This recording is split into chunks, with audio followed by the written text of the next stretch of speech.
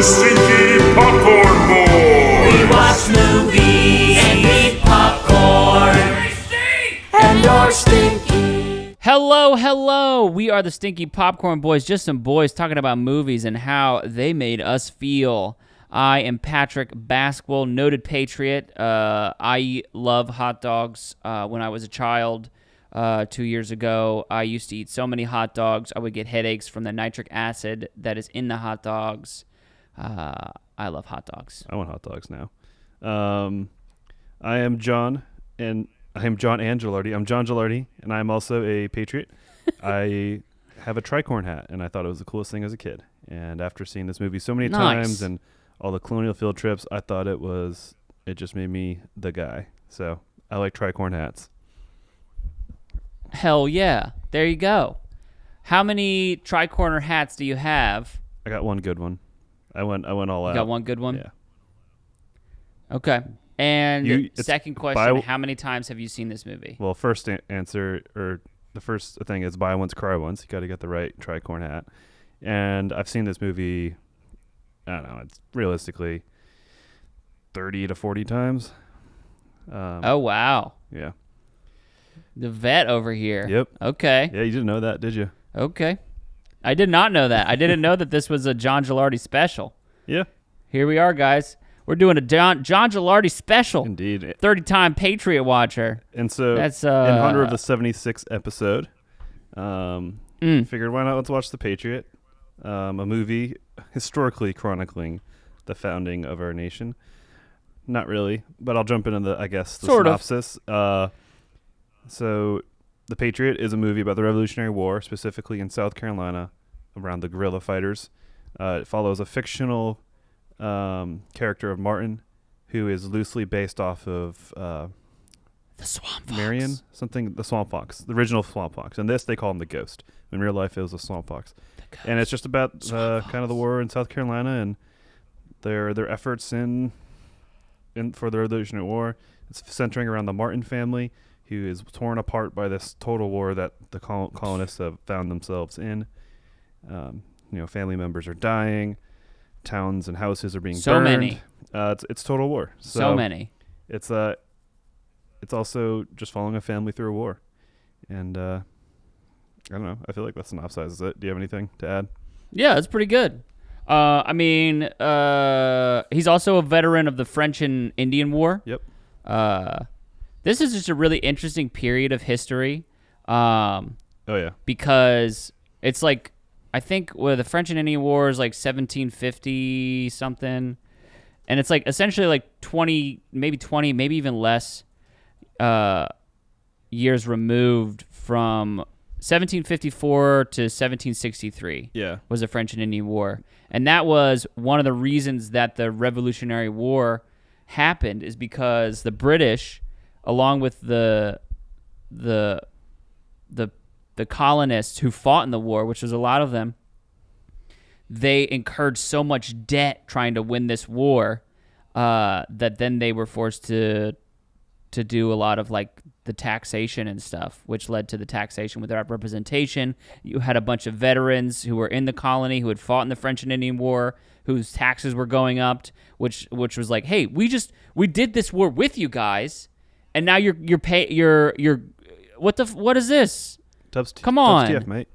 Yeah, and I think also it showed France and England have always had their shit together, but in recent memory, it showed their animosity and made France want to support them more. Also, I just realized I'm watching in the background, and there's a part where Heath Ledger, one of the sons, is looking at the newspaper, for seeing who's enlisted to the Continental Army, and there's a guy named John Warren. Just noticed that. Oh my God! I've seen this many times. I saw it at least 30 times, and I've noticed it just now. That's funny. Sorry, but yeah, it's historically fine. it's a really interesting. Colonial America is extremely interesting. At least to me, growing up in New England, you got to live it and see it. It's a very colonial area. It's very colonial styled. The architecture has stayed, and the colonial kind of antebellum kind of New England thing doesn't have the scar of slavery and stuff. So it's a lot more celebrated. You can feel better about it. So I have like a pretty good relationship with that era and my fondness towards it. With Boston and Maine and Plymouth Rock and all this stuff. So this movie is also just fun to look at as in terms of period piece. This movie despite is, it being in the yeah. South, but it's still very colonial feeling, which I then relate to my northeastern stuff. I'm kind of on a tangent. It is very funny how much they sanitize this family's relationship with slaves and slavery. Yeah, like, the imagery is there. They have. There's black people working the fields. There's someone in the house taking care of the kids. Yeah, but they're not slaves. It's like they're freedmen. It's like it's a very visually there, but it's like, you know what? No, the Martins, they're not bad people. They don't have slaves. So that's yeah, they don't have slaves. That's weird. Not them. They have all the trappings and all the stuff of slave owners, but not not him. Not this time. Yeah, this was. So it's like well, it probably definitely comes down to the main character, the big actor, probably help finance this movie. I don't really know his relation there, but wanted to be this character in the South. But it's like shit, he had slaves, and he didn't want Yeah. So, I think that's what it comes down to. Oh, for sure. It's weird. But I don't think it's weird. I don't think it's done in any kind of the lost cause or the Southern, like the way the rewriting of history the way that the South did after the Civil War. I think this is simply just the actor. There he is. The actor just didn't want it. I don't think they're trying. Yeah. I don't think they're trying to polish history for history's sake, or I don't think they're trying to protect the legacy of. Is it Francis Scott Marion? Whatever. They're not trying to protect the legacy of the Swamp Fox. It was just not Bruce Willis. Mel Gibson was like, you know what? I don't want to look like that. So, Francis Marion. Yeah, Francis Marion. I think Francis Scott Marion is the guy who the national anthem guy. Francis Scott Key is the guy who did the national. Hey, I'd say, can you see? Oh my gosh, what is that word called? Oh, say can national you announcement. See? National anthem. No, but what's the word? Anthem. National anthem. The national. I was like announcement. What the fuck? The national announcement. It's the national announcement. The one that we sing before we do this. Hey, it's the national announcement. Here we go. Okay. No, I think it's a very interesting. The thing is, it's like it was the 2000s, and it's just so. Like looking back on it, all the sort of stuff where it's like we can build a better world. Gabriel said we could build a better world. They go throughout this movie and they have this stuff and they've got all the things where it's like, hey, yeah, we've got opportunity and stuff, and you'll be freed, and you'll be paid if you are in the army, or the British will free you immediately, but then also just put you in the army, and it's just. With us watching it and it being like this is taking place in 1776 and it's like, no, especially not here.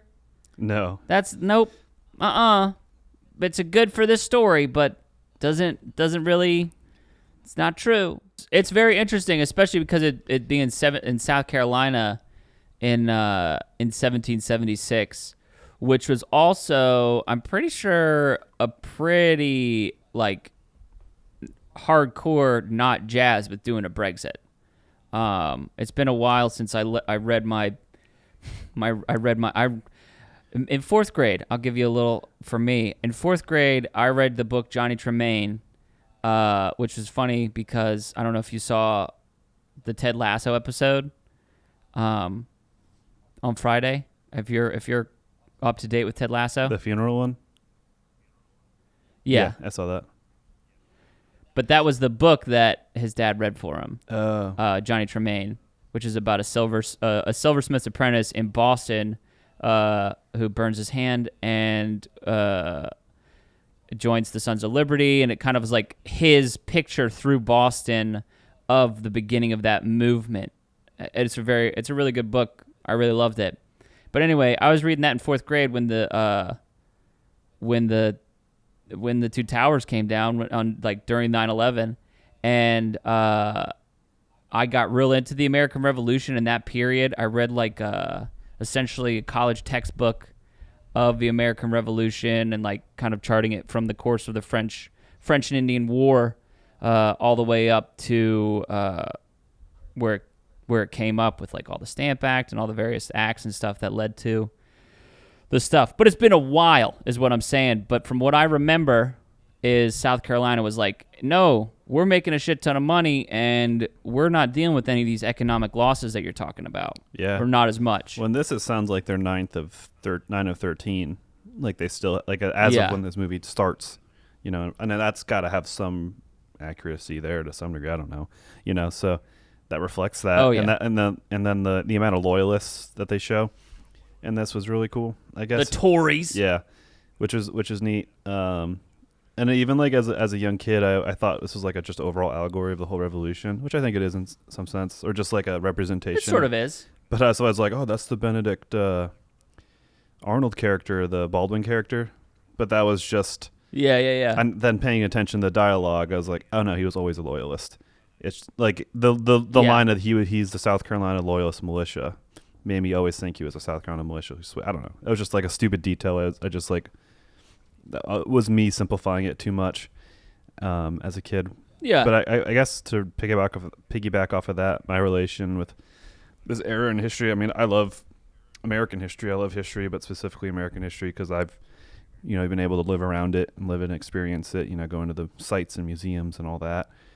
And I'm American, so it's like, of course, I'm going to be biased towards that, I guess. And so because of going up in New England and Boston and Lexington and Concord and all those little like reenactment colonial villages everywhere, it was fascinating to me, so the Revolutionary War was just awesome. It was awesome, but it was just really fascinating. It's an awesome story in itself, the fact that, an army of rabble, was able to kind of defeat an empire and, in the name of freedom and individualism and independence. It's a cool story. It's inspired countless other countries, to this day. So it's a cool story. Mm-hmm. It's a true sense of being a patriot, the concept of the Revolutionary War. And, after I watched this movie, first time I watched this movie, it was on TV and I was like, oh, this is a rated R movie. It was on TV and it felt like I had like a little bit like training wheels. And I remember the tomahawk scene with him killing the guy in the creek with the blood flowing all over. They made it brown somehow, and it was it was mud was the way they made that okay for TV. Oh, for TV. Yeah. But anyway, so when I had watched this, we were learning about Revolutionary War at the time, and my friends were into it. We were going to Boston. You got to see the USS Constitution, do the Freedom Trail, see Paul Revere's, like everything. Old Norse Church, the Green Dragon or whatever, where they had their meetings, all these things. And, I'd find long sticks and we'd like run around pretending they were muskets and play out like line battles with 5 of us. It'd be like 2 versus 2 with an off. I don't know, just stupid shit like that. I went deep into it and, it's fascinating. And then a lot of that resurfaced recently with Hamilton. So that was cool. That kind of brought that bug back. So that was pretty neat. Yeah, come on back and think about the Revolutionary. Think about our beginnings. Indeed. I also will say is like Heath Ledger's hit some hardcore Luke Skywalker vibes.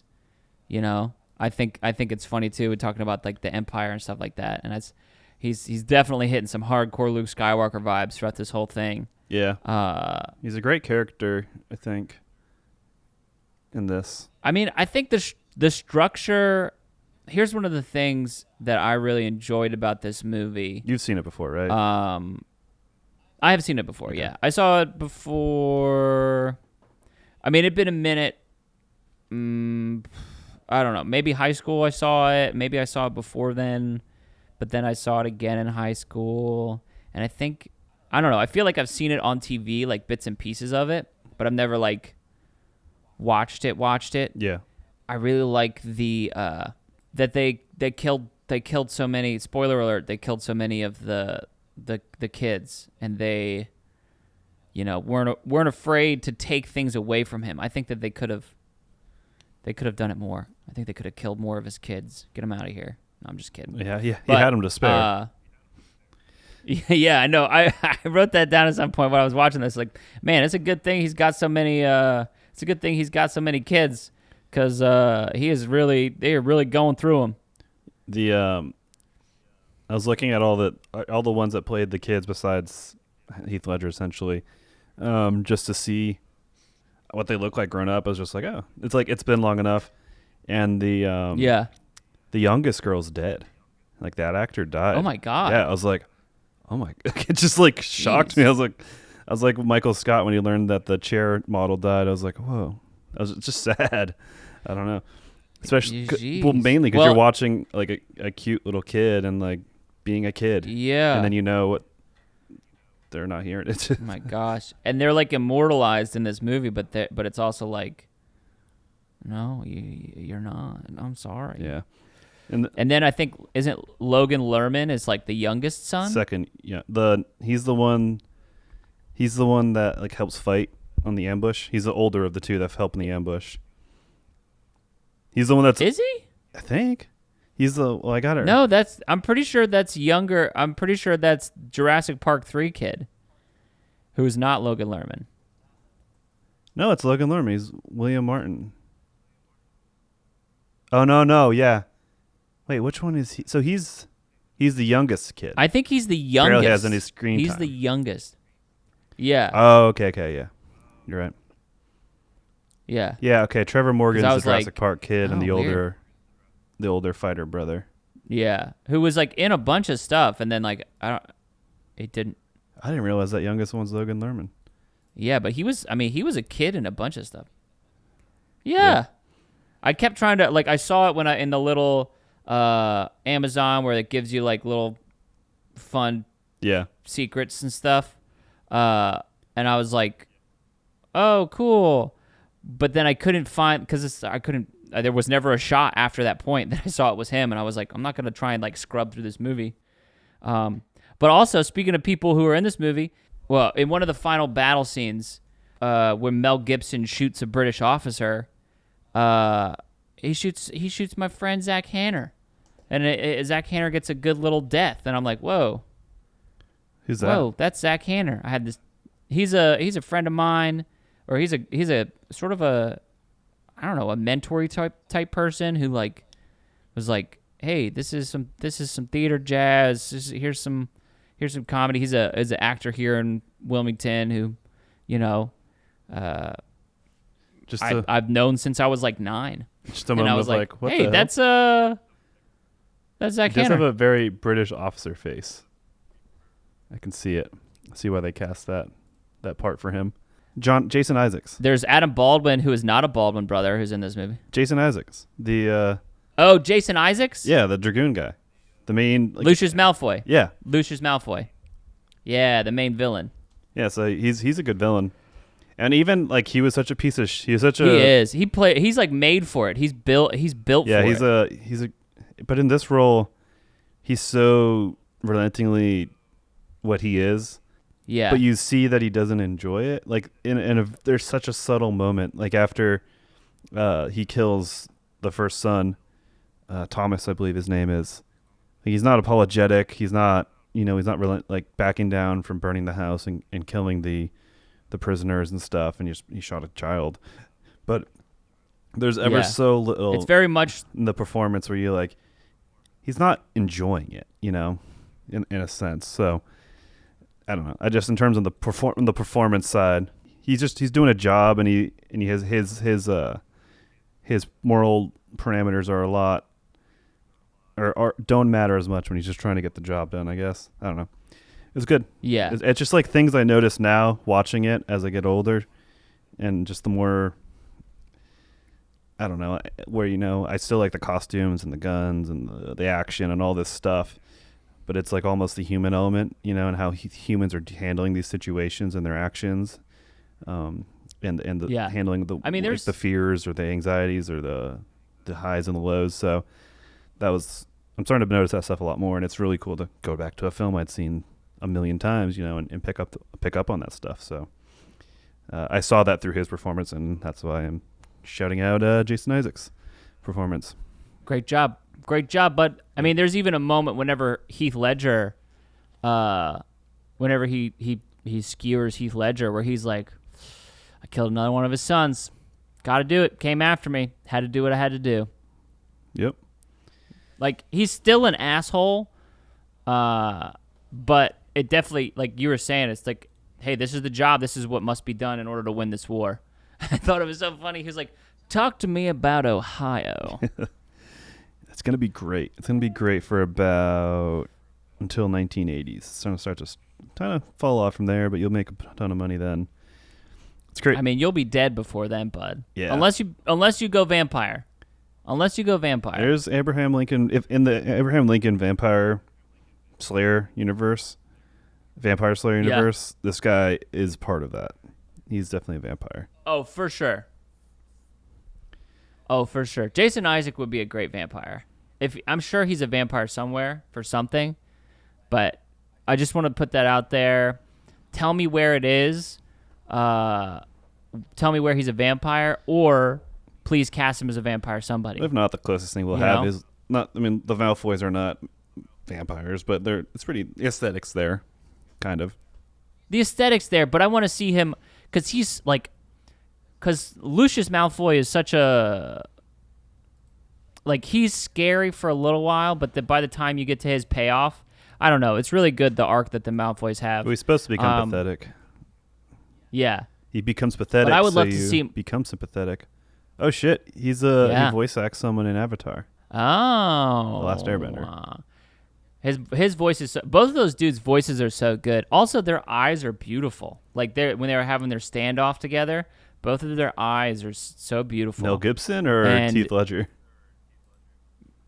No, Mel Gibson and Jason Isaacs. Oh yeah. Both of their eyes are so beautiful. They're like pale green blue. I love it.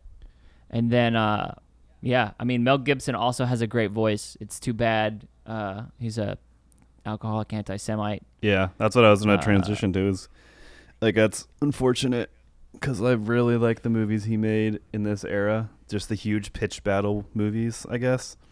Yeah. I mean, Braveheart. Not even a movie that he made. This is when he was starting off, but Gallipoli is really good with him. Yep. I actually liked Apocalypto. We Were Soldiers. Still haven't seen Apocalypto. We Were Soldiers is pretty good. Hacksaw Ridge is a recent one that he was involved with, and that was he directed that. I'm pretty sure he directed and wrote that one. That was pretty good. Yeah, I mean I mean, I don't know. He does good stuff for the most part, even if his acting choices recently have been like he's just trying to make money and do stuff. Like, he's very much gone down like the sort of the Bruce Willis path, where it's just like, hey, I'm just gonna do a cop movie where I'm gonna get bloody and beat the shit out of somebody because you want me to, and that's the vibe. That's the vibe that we're bringing, and that's the vibe you guys want me to do right now, and that's what I want to do. So that's what I'm gonna do. Yeah, it feels like he's just in every other cop movie at this point. Yeah, but not even like theatrical release. Not that we have theatrical releases really anymore, but like the VOD streaming ones.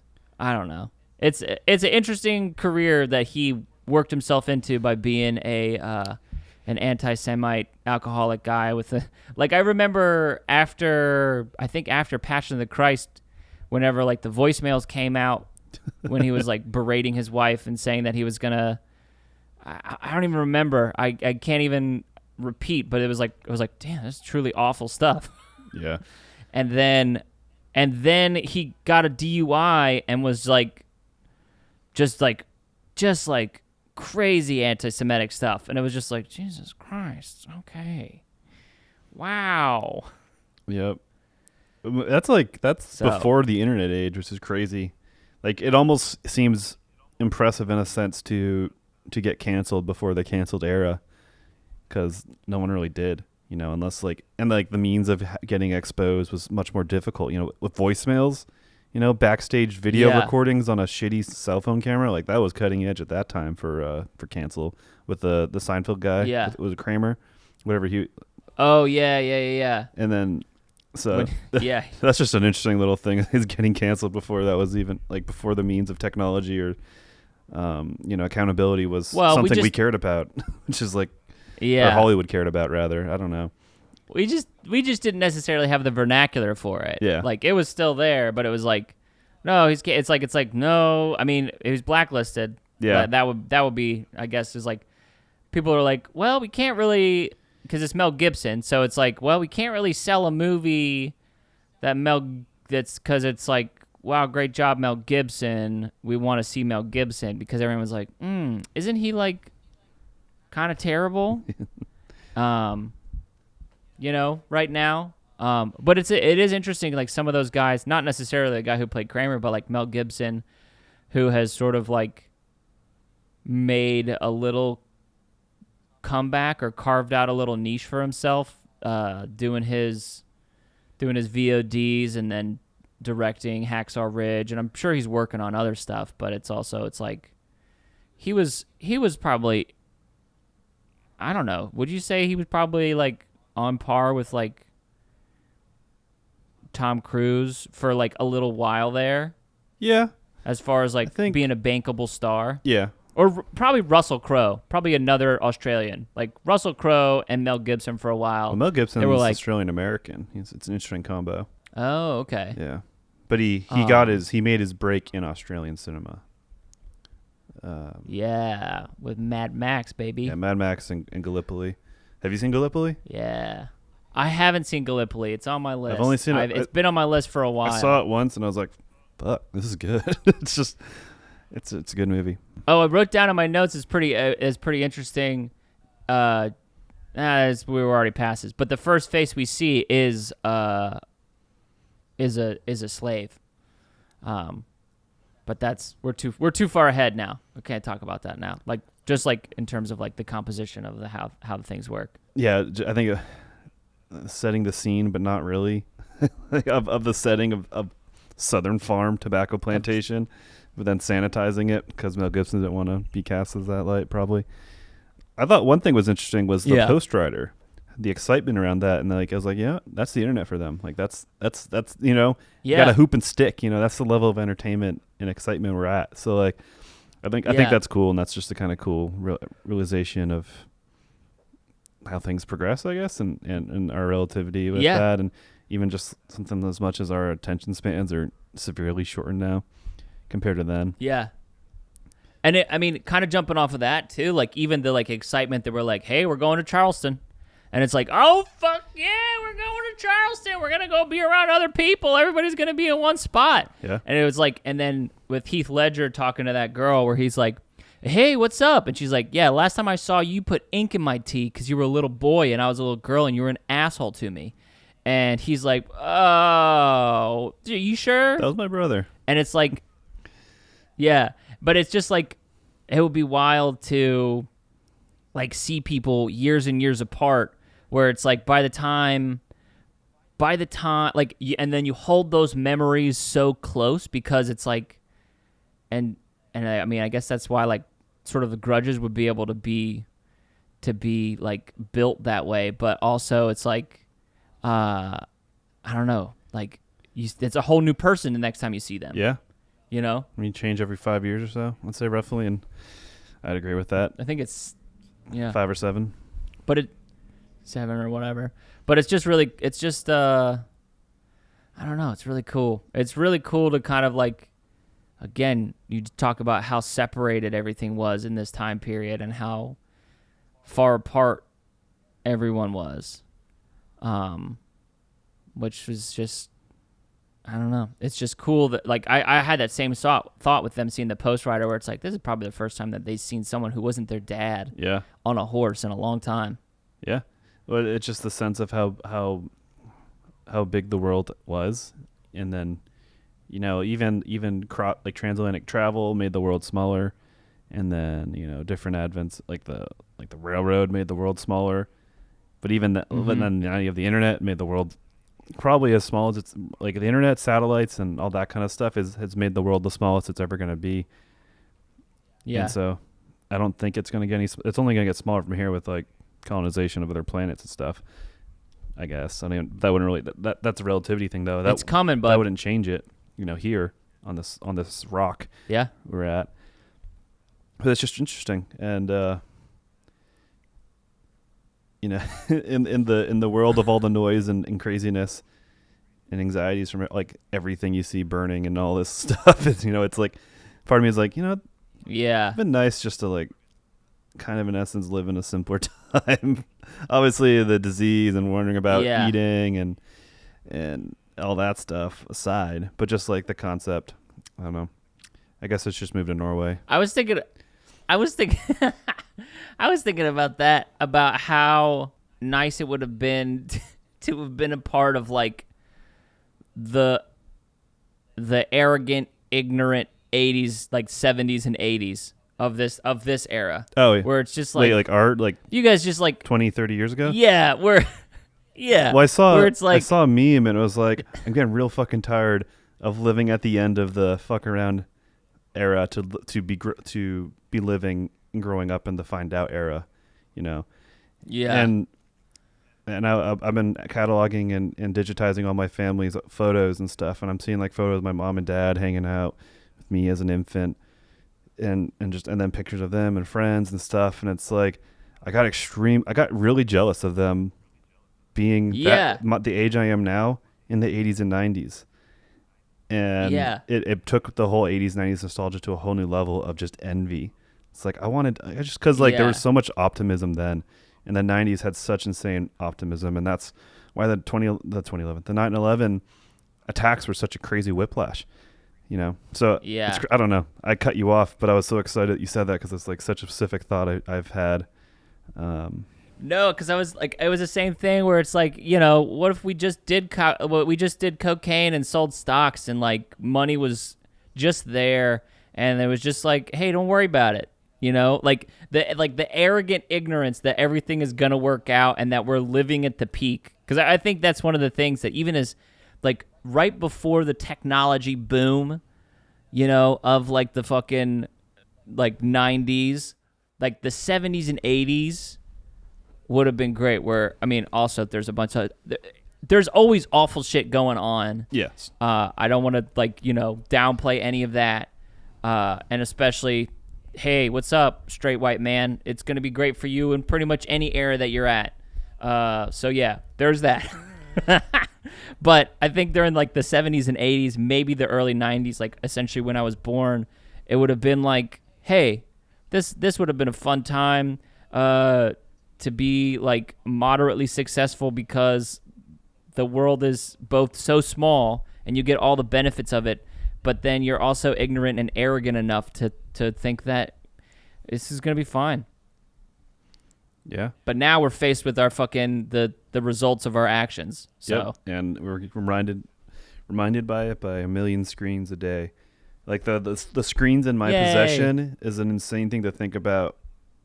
When you just think about even 15, not even like 12 years ago. So, all that to say that the Post Rider coming made them really excited was an interesting thing. And it caused a lot of reflection and a lot of rabbit holes and a lot of thoughts. Yeah. And that, I just think it's funny that we both had that same sort of thought, because I was like, man, it would have been so like a sort of as that moment, just that moment between those kids being so excited about this one guy coming who they don't even know, is it's just like he's got very interesting. He's got one string of web, and it's a one way shot, and they get their little string of it, and then, but I don't know. I think that surmises why history, or like when history and learning about history and how people lived, hits peak, and is like why we do it, or why we learn, or why we like is right there, that reflection and that just being empathetic to how other people live, and then making realize what you have and the world you live in, and maybe not even that you have to be grateful or anything, but just make you realize, oh, I don't know, this is why things feel like this way, or this is why I don't know, I'm super anxious. I don't know. Yeah. Or whatever. Let's. There's a couple different reasons, John. Yeah. But before we jump into that, because we don't need to. That's not what this jazz is about necessarily. But talk to me about the battle tactics of this era, and just like just the wildness of the sort of the lineup. You shoot, I'll shoot, we'll reload. Just keep walking. As your buddy gets shot next to you. It's such a wild thing to me. I think a lot of it was keeping on to like pitched Yeah. battle, like army here, let's meet up. I pick the field, you react. I think that was sticking around from like the age of swords and spears and shields, and people were adjusting to that. And then obviously the guns were accurate enough. They were smoothbore, so the balls would just go wherever. After 10 or 8 or 10 feet or yards or whatever. So it was out of necessity, for effectiveness. And that's not to say there weren't rifled guns at the time. People probably think like, oh, Mel Gibson being a crack shot isn't accurate, but if he had a rifled gun, it's a lot more plausible, and they existed, but not what the common soldier was issued. And I think that's a big big part of why the American rifleman and the legacy of guns to this day is a thing. Is that there were men with rifles, civilians that had them for hunting and stuff, that were able to bring them to war, and through guerrilla tactics, doing something adjacent of the line pitch battles, was able to sway the day. And that's why 200 years later, guerrilla tactics, you have the Afghanis beating Russia and the Vietnamese beating us. So that's just interesting, and showing pitched battle, compared to guerrilla warfare and the effectiveness of it. And again, another reflection of history. Maybe think of those recent conflicts, but on their side of things, maybe not the Taliban, but like the Vietnamese, they're just fighting for independence in a sense, in a weird geopolitical tug of war. Yeah, between well, two that's a whole other superpowers. thing But we know. Because I just I don't know. no, dude, you're killing it. I just went on a tangent. So the action, the tactics, it's great. I think it's a great. What I miss about these kind of Mel Gibson late 90s, early 2000s movies is the depiction of battle and war, and seeing these pitched battles and kind of the troop movements even. And it all looks good. And even the use of cavalry is pretty good. I'd say that the Dragoons were a little maybe Hollywoodized because the green, they look cool and menacing, but they're really glorified infantry. So they're meant to move around and then dismount and flank and stuff like that. They're doing a lot of shooting on rifles on horseback, which I don't know how much of that I think that was much more of a Napoleon thing. Napoleon, like a little bit later, from what, again, I could be wrong. I'm not 100% sure, but I was like, they're doing an awful lot of shooting with long guns. Like, yeah, pistols all day. Hell yeah. Like, that was one of the reasons I think the Colt pistol, wasn't it designed to be fired by, those guys on horses, because it was able to be handled smaller? Probably, yeah. That makes sense, right? The words that I said made sense. Handled smaller. Yeah. I mean, I get what you're saying. And I think, like, even if you can shoot a musket from horseback, but yeah, you might as well just have a spear at that on point. the horse, I mean, it's essentially what you have after you fire it the one time. Yeah. So real quick, I just want to double back and kind of lean into your expertise. So you said that there's smooth bore, and the difference between rifles and muskets. What is it? So rifling, I don't know if you ever looked at a barrel, like the James Bond, like when you look, like the intro where it's like spirals, before he shoots you, like that's rifling. And that's probably the most common example that people have seen rifling. It's essentially grooves in the barrel. And so when the bullet's going, it's spinning due to the grooves. And it's like a football. And it becomes like a football, a spiral. So that makes it more accurate. It makes it shoot more true. Gotcha. Where smooth bores are just a tube. It's just a tube, and so it fires out, and then there's hardly any. It's just a ball that's spinning. It could have top spin, back spin. It's bouncing around because it's not. It won't fill the barrel, so it's bouncing around. So you got spinning and bouncing, and when it comes out the tip or the muzzle of the gun, you go wherever, So, and that's why the Civil War was so deadly, is because everything was rifled, and they're fighting with tactics that were used with smoothbore guns. So they were super accurate. So they got whole lines going down instead of just like plop, plop. Destroying each other. Yeah, exactly. Gotcha. Huh. So does the advent of rifling, does that mean that you need to have to have a football in there to have a little bullet, or can you still use a ball? I don't know too much about that. Okay. I do know in the Civil War when they were mass produced, the mini balls were pointed. Okay. And they were meant to. They were lead, so they expanded in the chamber, and so that they caught the rifling. Gotcha. Because it was essentially bleeding into it as it was going out. I don't know. I mean, he also is loading musket balls, so I don't know. Yeah. I don't know how musket balls behave with rifling. Okay. So that's just. That's something that's out of my I was just literally expertise, yeah, I was just literally if you want curious. to call it that. I was like, huh, interesting. What a vibe. What a thing. Yeah, I mean, it's just it's like, I guess it makes sense with the inability to be accurate, but it's always like been like, yo, why are you guys you're just walking toward each other, and you're just like, so it's because of I think it's also just that aristocratic dipshit kind of idea of and romanticism of things, and like they're the ones telling people to do shit, so it doesn't really, like, you know what I mean? Yeah. It's like classism. I mean, even whenever Benjamin Martin goes to talk to Cornwallis, he's like, they have like that sort of like tete-a-tete, which also, by the way, I love it whenever there's like, we have like our two guys who like sort of respect each other and they like each other, but they don't like each other, and they're at the beginning of this relationship that they've only ever had through their soldiers, sort of, like Cornwallis knows the ghost or whatever because of what he's done to him. And so it's like kind of like there's like a little bit of intrigue in seeing who this man is who's done this to him. And then there's also like a little bit of, and Mel Gibson's character Benjamin has expressed like, man, this dude's fucking knows his shit. If it wasn't then, it was earlier. It was earlier in the movie that he did that. But I always love those sort of scenes where it's like, hey, he's a bad guy and you're the good guy, but you guys both kind of like, you guys like got some respect for each other. But even that like, yeah. But even that like sort of like, hey. That's right there with like people switching sides. Yeah. Like Winter Soldier is a soft example, or I don't know. I can't think of any other villain switching sides to help the good side. Vader for 2 seconds at the end of Return of the Jedi. Stuff like that. There's better examples. I'm just blanking. Yeah.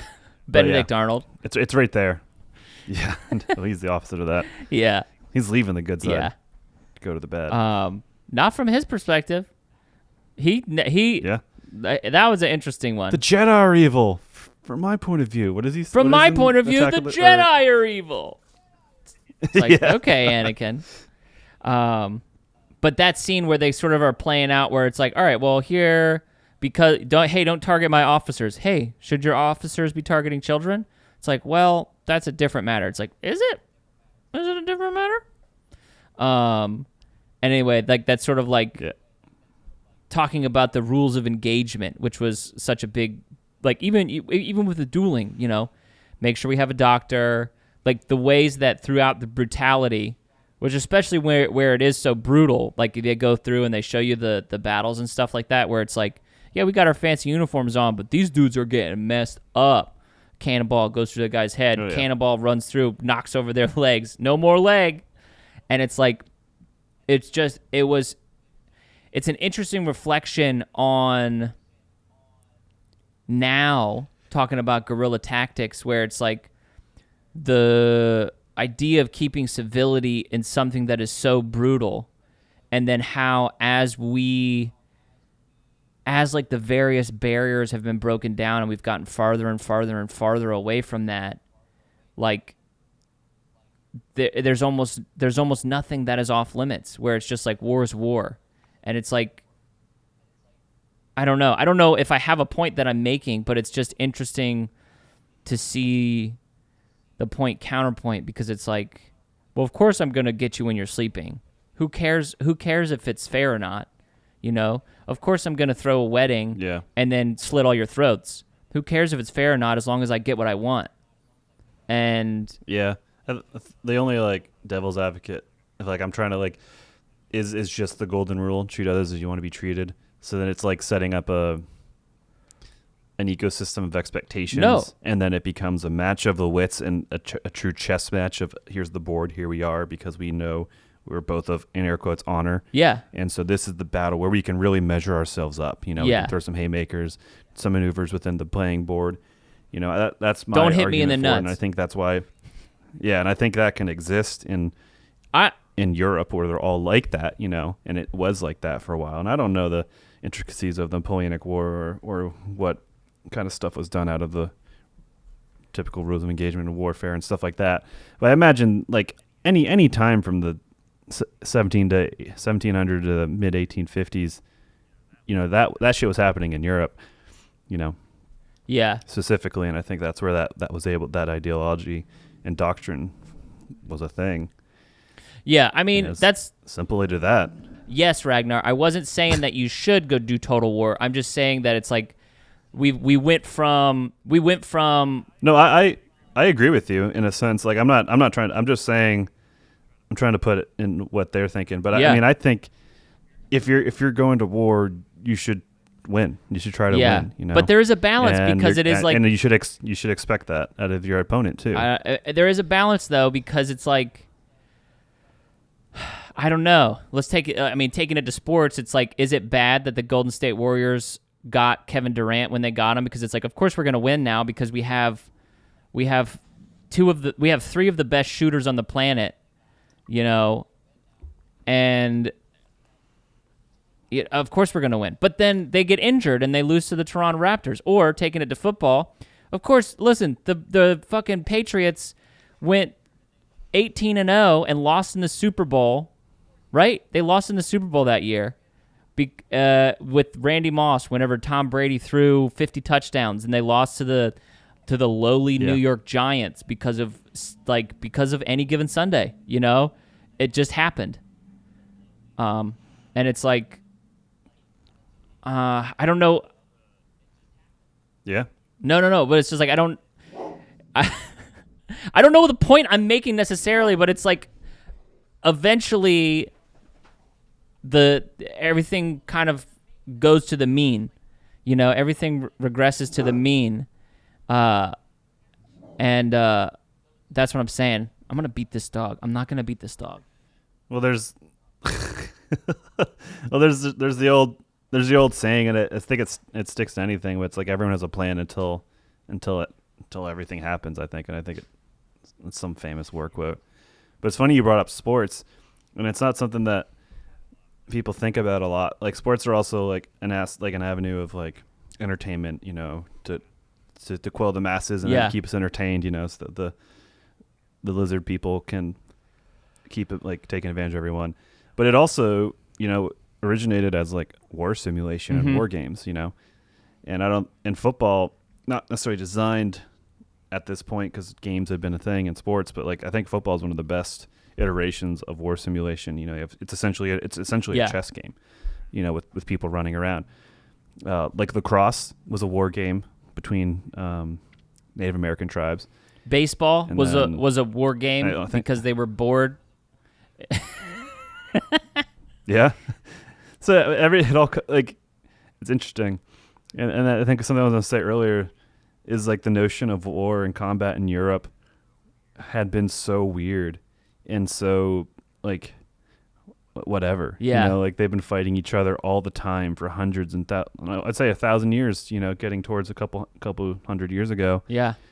And it only took 2 world wars for them to realize, shit, I think we need to chill out. Like we're gonna destroy ourselves. Yeah. But those world wars happened because of just the crazy escalation of them fighting on and off forever. Yeah. You know.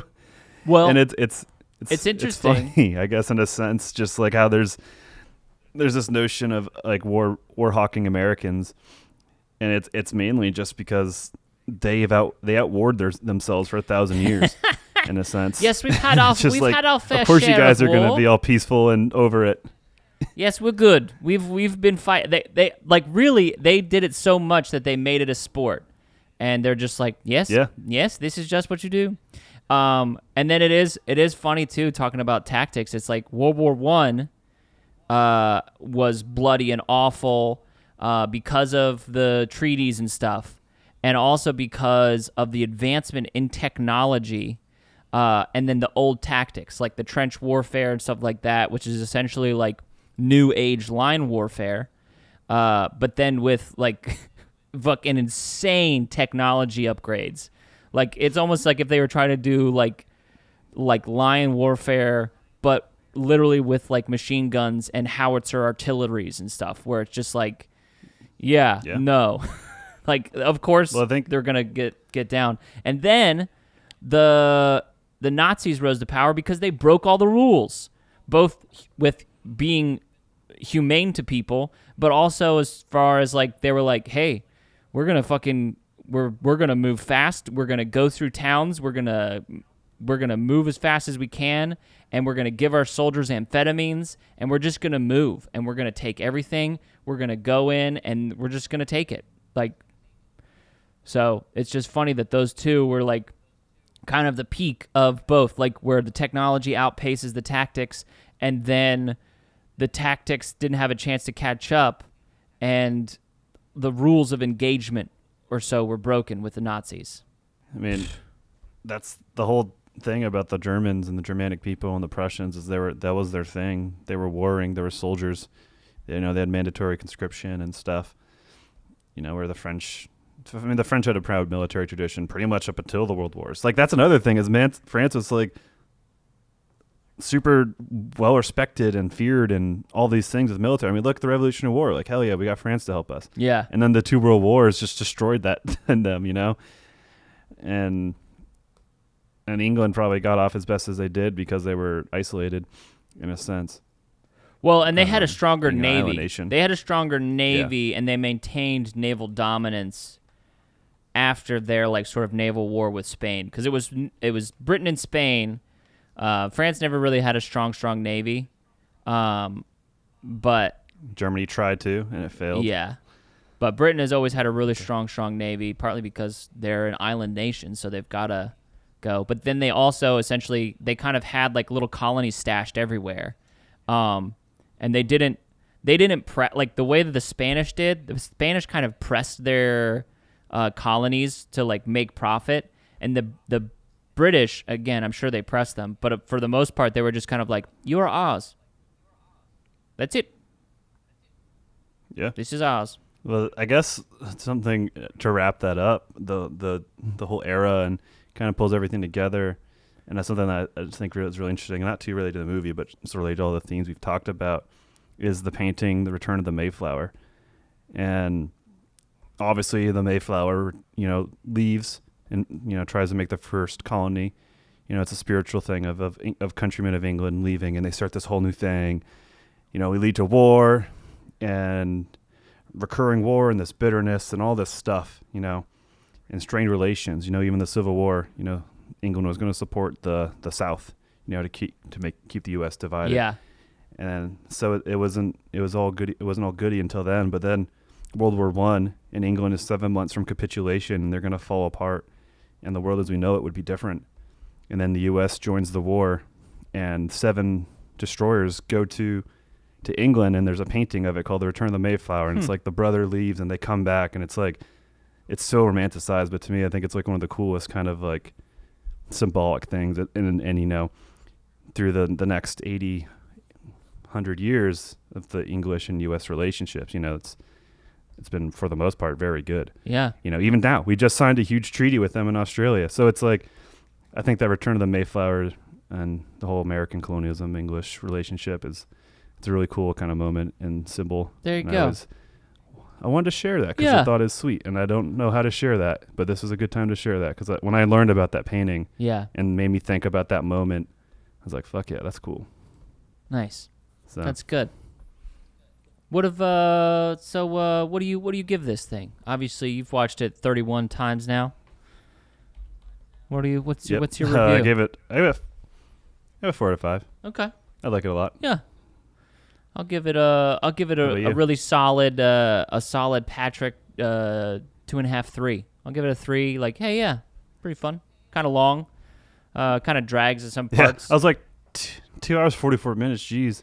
I skipped the whole scene with the house getting burned down with the kids in it. Oh yeah, and with the aunt. I was like, I hate the scene. Yeah, it's just boring. Or the whole like beach trip where they're like, hey, we're gonna do a beach trip and hang out and talk about stuff, and I'm gonna the whole time there, kiss my wife's sister, and that's fine because honestly it makes sense, especially for the time periods. There's not a whole lot of things. It's like, hey, listen, you carry on my sister's legacy. Or I'm going to carry on my sister's legacy, and you're not a bad guy.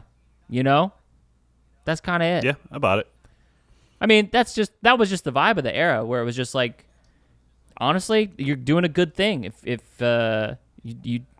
she doesn't have a husband, that's kind of the vibe. It's just like, yeah, the no husband vibe. Yeah, she had a no husband vibe going on, and it's like now she's got her sister's kids who she already knows, and I don't know. Maybe she wants her own person. She doesn't have to have all of her sisters, but she loves her sister. Yeah. I don't know. I don't know her life. They didn't give her enough screen time or stuff. That's what she was in this movie. But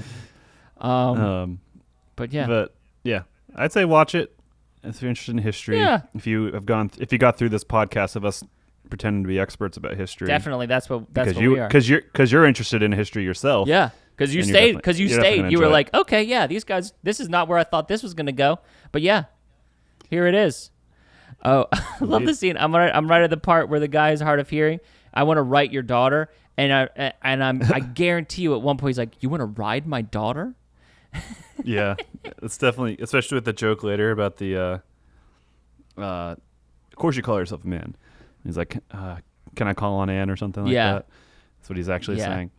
There's the one last thing is the rocking chair bit's pretty good. I love the rocking chair bit. Oh yeah, that it's like Will Turner vibes. Checking out the candlestick when he's sitting in, he's trying to figure out how the chair. He's like, how does it looks the same as mine? Why can't I make this chair? I loved that. It's good. It's a good moment. I haven't watched anything besides What If, and it's really interesting to see how they've made that comment to a head and haven't made it had a 3-line in a story. Okay. So I'm really looking forward to the finale. Okay. Which will be next Wednesday. And I finished Squid Game. Oh, that was, yeah, that's right. I need to watch Squid Game. Pretty dang solid. Okay. And I guess it's becoming close. It's like very much on track to become Netflix's most popular show ever. Oh, wow. Which is pretty crazy. That's wild. So that's what I've been watching. Okay. I mean, I watched Ted Lasso. I'm trying to think. I feel like I watched something else, but I don't remember.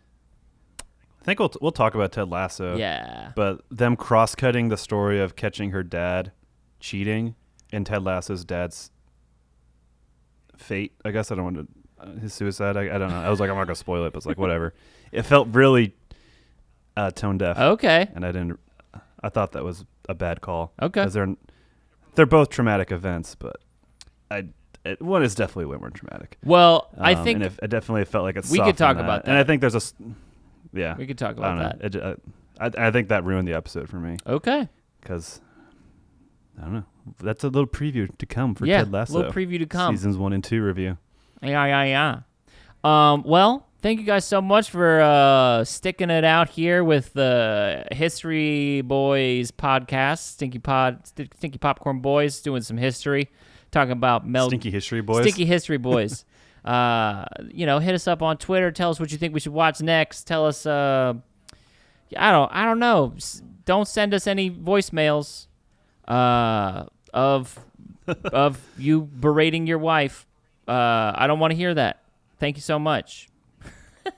All right. I love you. You're the best. And as they say in South Carolina, oh boy, well, I can't wait to go to the marsh and pick some oysters and shuck them myself, send them to the fryer, eat an oyster. That's what they say in South Carolina. I was just there, and they say that all the time. That's all they say. So. Can't wait to go down to the marsh. I really was just there. All right. See ya. See ya.